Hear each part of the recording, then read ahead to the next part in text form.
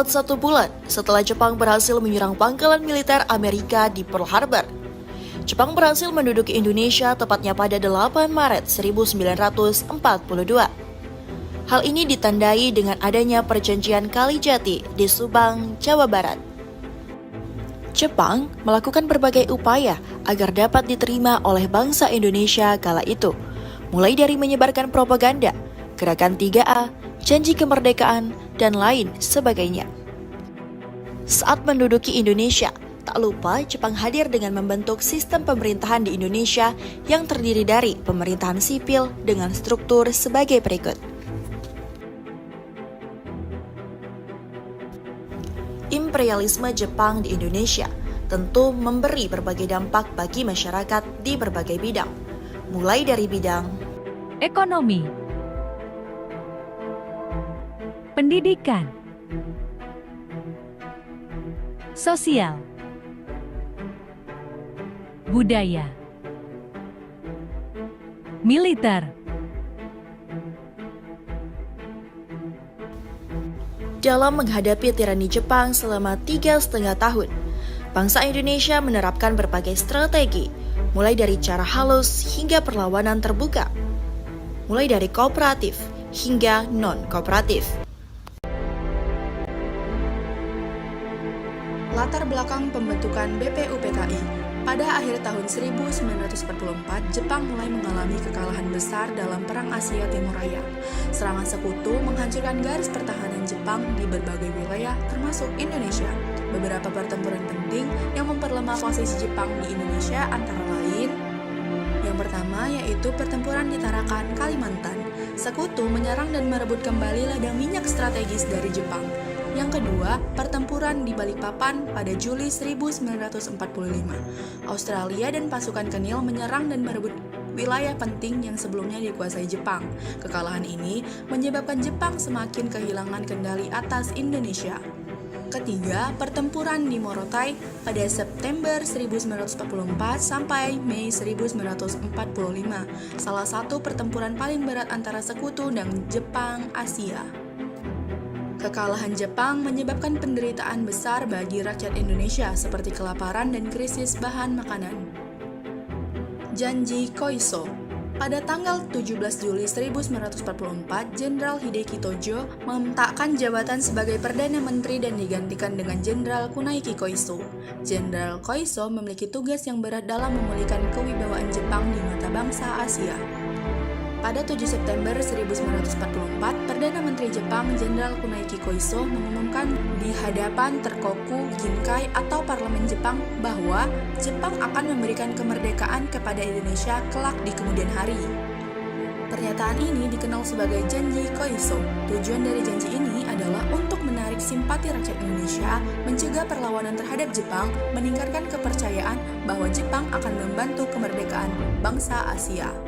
Sebagai tanda kesungguhan, Jepang mulai mengizinkan rakyat Indonesia mengibarkan bendera merah putih dan menyanyikan lagu Indonesia Raya di kantor-kantor pemerintahan. Pembentukan BPUPKI. Sebagai realisasi dari janji Koiso pada 1 Maret 1945, Panglima Tentara Jepang di Jawa, Letnan Jenderal Kumakichi Harada mengumumkan pembentukan Badan Penyelidik Usaha-Usaha Persiapan Kemerdekaan Indonesia atau BPUPKI. Bahasa Jepangnya adalah Dotkoritsu Zundi Chosakai. Tugas utama BPUPKI adalah menyelidiki dan mempelajari hal-hal penting terkait pembentukan negara Indonesia Merdeka, membahas dasar negara, bentuk pemerintahan, konstitusi, dan sistem hukum untuk Indonesia yang akan merdeka. BPUPKI resmi diumumkan pada 1 April 1945. Mereka terdiri atas kaum nasionalis terutama yang menganut aliran kooperatif susunan. Keanggotaannya adalah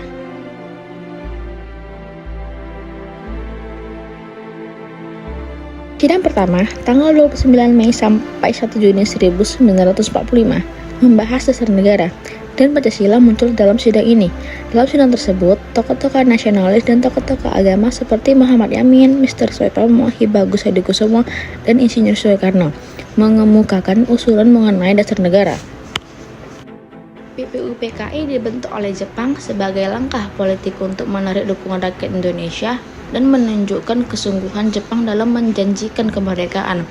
Meskipun dibentuk oleh penjajah, BPUPKI menjadi tonggak penting dalam sejarah perjuangan menuju kemerdekaan Indonesia. Dengan demikian, BPUPKI adalah badan persiapan awal yang bertugas untuk mengkaji dan mempersiapkan hal-hal yang diperlukan untuk kemerdekaan. Sedangkan PPKI adalah badan yang melanjutkan persiapan tersebut dan mempersiapkan proklamasi kemerdekaan.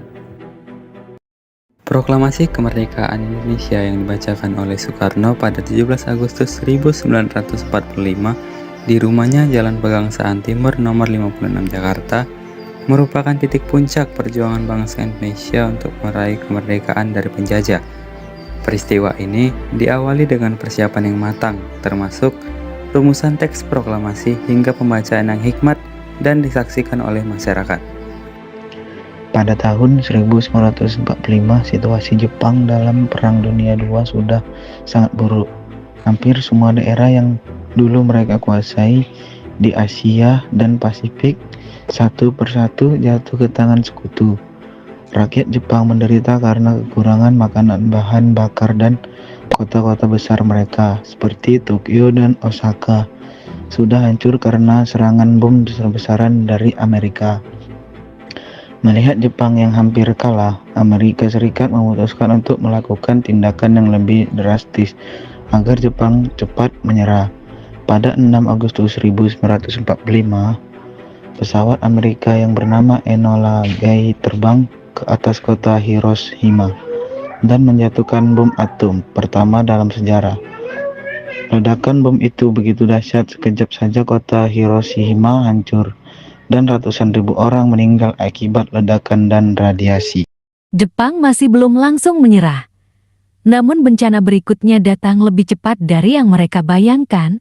Pada 8 Agustus tahun 1945, Uni Soviet yang selama ini bersikap netral terhadap Jepang tiba-tiba menyatakan perang dan menyerang pasukan Jepang di wilayah Manchuria. Tiongkok Utara, Jepang yang sudah terdesak di banyak front, kini mendapat tekanan tambahan dari sisi daratan Asia. Keesokan harinya, pada 9 Agustus tahun 1945, Amerika menjatuhkan bom atom kedua.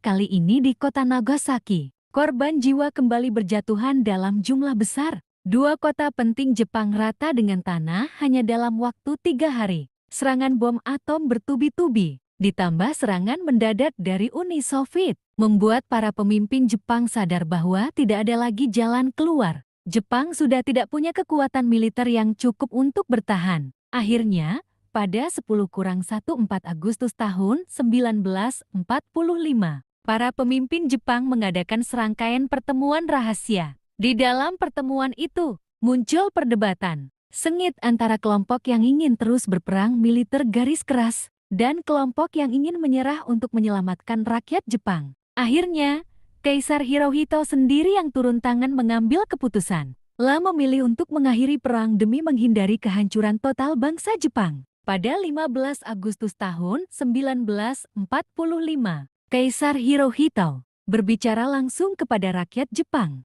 lewat siaran radio, sesuatu yang belum pernah terjadi sebelumnya. Dengan suara pelan namun jelas, beliau menyatakan bahwa Jepang menyerah tanpa syarat kepada sekutu. Suasana di seluruh Jepang hening. Banyak rakyat menangis karena merasa kalah dan malu. Tapi juga sebagian merasa lega karena perang akhirnya berakhir. Kemudian, pada 2 September tahun 1945, di atas kapal perang Amerika USS Missouri yang berlabuh di Teluk Tokyo, para perwakilan Jepang secara resmi menandatangani dokumen penyerahan. Dengan penandatanganan itu, Perang Dunia Kedua berakhir.